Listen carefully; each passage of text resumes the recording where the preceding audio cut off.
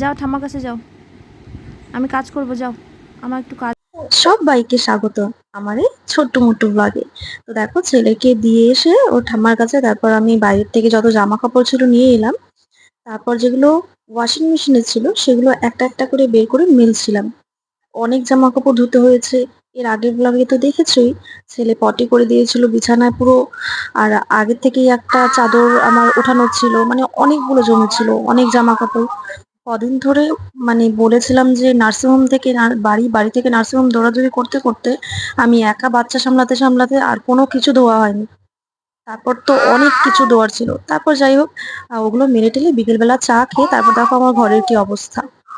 এরমই হয়ে থাকে এখন, আমি একদম গোছাতে পারি না।